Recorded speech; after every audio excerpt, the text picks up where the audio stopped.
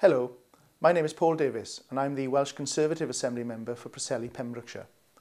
As someone who was born and brought up in West Wales, I am proud to represent Preseli, Pembrokeshire in the National Assembly. Before becoming an Assembly Member, I worked for Lloyds TSB Bank in Haverfordwest as a business manager. Businesses, and particularly small businesses, are vitally important to the economy of West Wales, and it is only by creating a successful economy that we can afford to pay for and improve the public services we all enjoy. The next 5 years will see the Assembly budget come under considerable pressure as the coalition government in Westminster tackles the budget deficit and puts the economy back on track.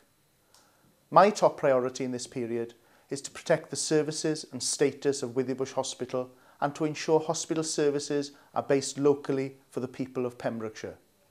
We also need more affordable housing for local people, better road and rail links, and we need to recognise the importance of agriculture by supporting our farmers.